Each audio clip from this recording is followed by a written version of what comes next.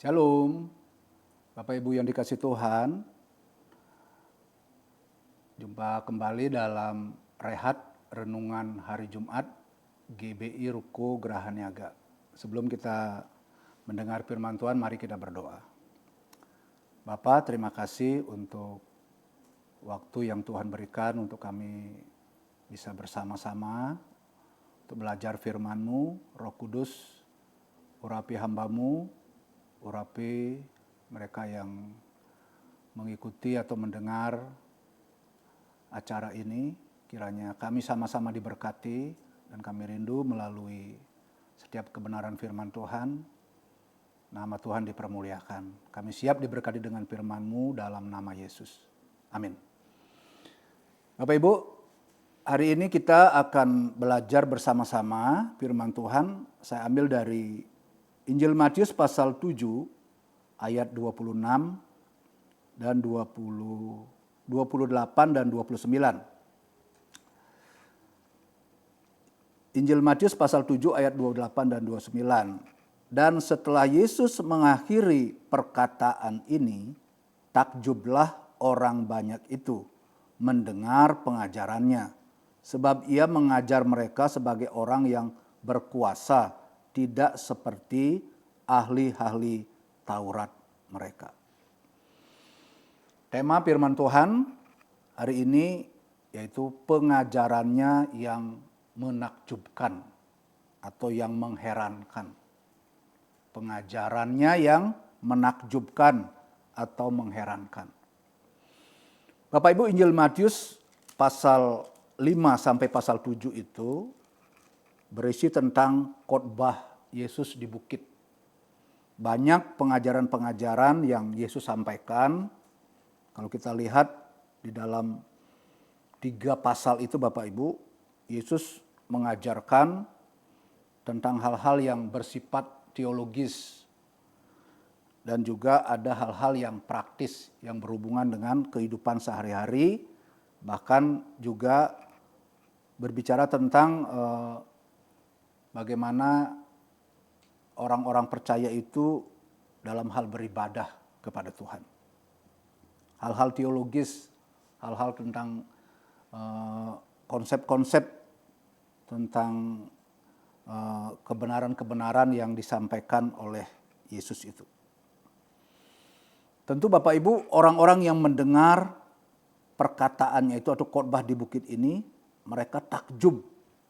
Mereka heran Bapak Ibu dengan pengajaran yang mereka dengar.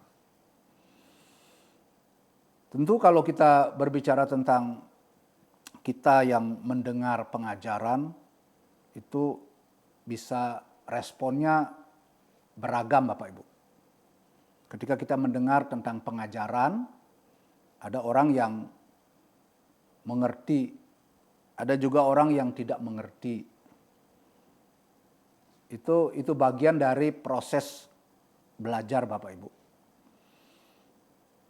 Dan kalau kita melihat di sini Bapak Ibu, orang-orang banyak itu mereka takjub dengan apa yang diajarkan oleh Yesus itu. Karena mereka melihat Bapak Ibu, Yesus itu mengajar dengan kuasa.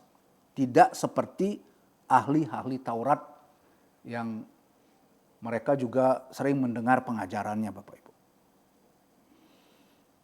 Jadi di bagian yang lain, Yesus itu disebut dengan guru yang baik. Guru yang baik. Karena memang Yesus itu dia adalah pengajar yang terbaik Bapak Ibu. Bahkan dalam pelayanannya Yesus memang menghabiskan waktunya untuk mengajar. Makanya dia guru dan kita orang percaya itu diposisikan sebagai murid-murid Yesus itu. Jadi dia memang luar biasa Bapak Ibu. Yesus itu dia kebenaran sendiri. Makanya dia pernah berkata, akulah jalan kebenaran dan hidup. Dia itu kebenaran sendiri. Makanya dia mengajarkan itu, pengajarannya adalah kebenaran. Dan tidak sampai di situ Bapak Ibu, Yesus itu melakukan apa yang diajarkan. Nah ini yang menjadi luar biasa Bapak Ibu, ketika Yesus mengajar itu, dia mengajar karena dia kebenaran sendiri. Dan dia mengajarkan kebenaran. Sementara pengajar-pengajar yang lain, makanya di dalam Injil Matius itu Bapak Ibu, di dalam pasal yang ke-7 mulai ayat 15 itu tentang hal pengajaran yang sesat. Jadi ada orang yang pengajarannya selain salah, menyimpang, ada juga sesat Bapak Ibu. Tapi Yesus pengajarannya benar. Gitu. Tidak ada pengajaran Yesus yang bisa orang temukan sebagai pengajaran yang menyimpang atau menyesatkan. Gitu. Maka Yesus itu meluruskan Bapak Ibu hal-hal konsep-konsep yang kita lihat di dalam pengajaran tentang Yesus dan hukum Taurat itu Bapak Ibu.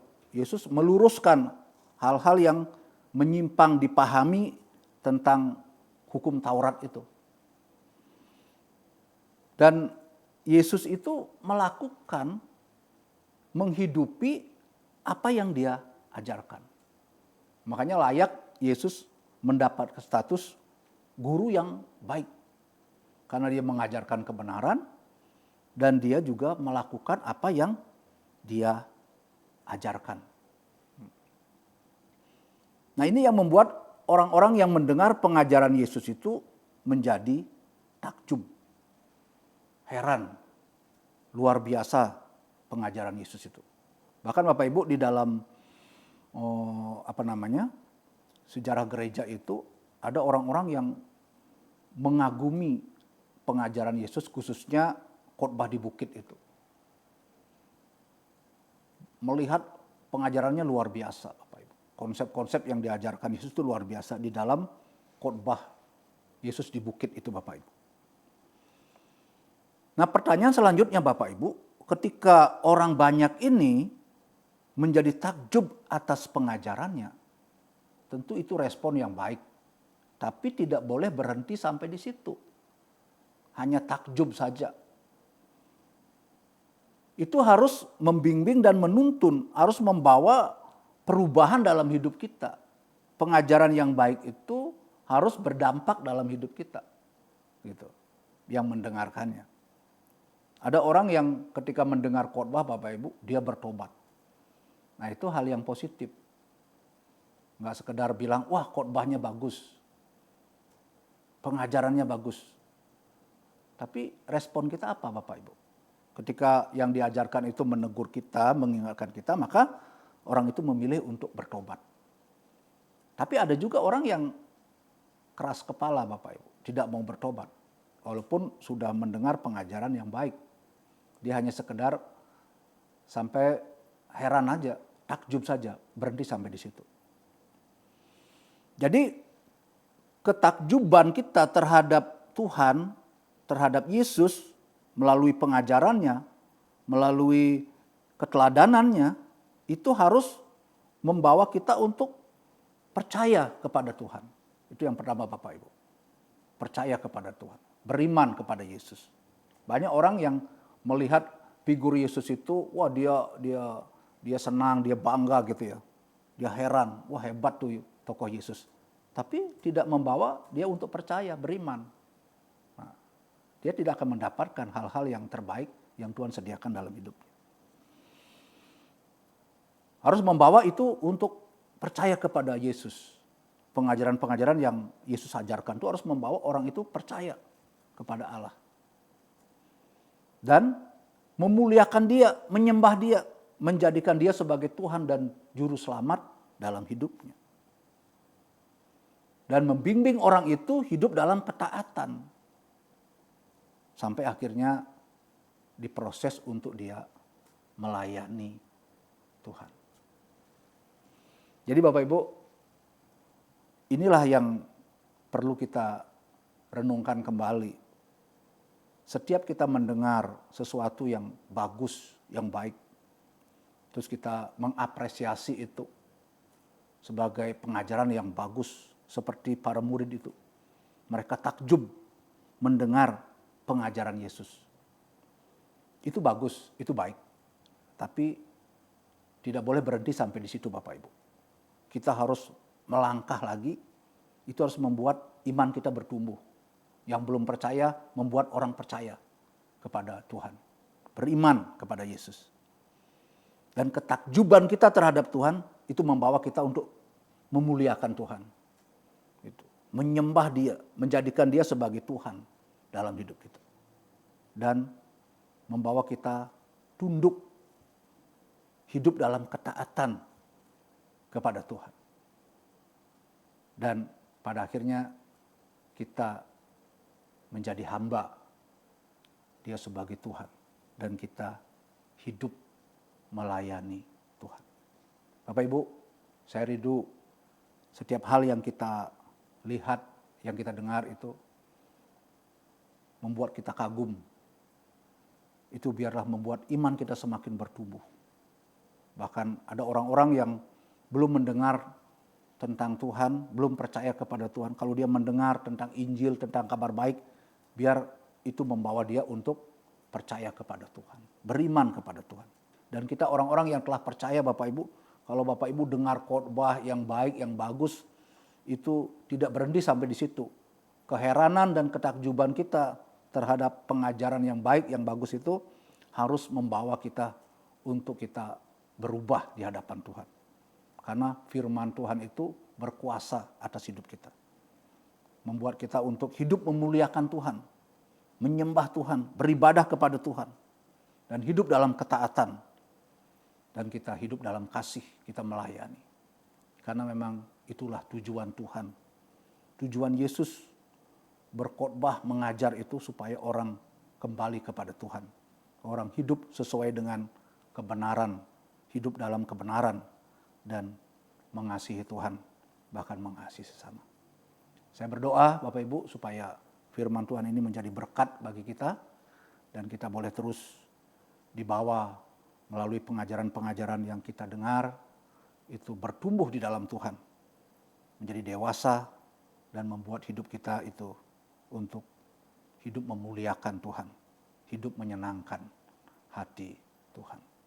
Amin untuk firman Tuhan. Mari kita berdoa. Tuhan Yesus, kami sudah dengar firman-Mu, Roh Kudus bekerja, membuat kami mengerti apa yang kami dengar, dan Roh Kudus memampukan kami untuk menjadi pelaku-pelaku firman-Mu. Sehingga firman yang kami dengar itu menjadi firman yang hidup, yang berkuasa, dan melaluinya nama Tuhan dipermuliakan. Dalam nama Yesus. Amin.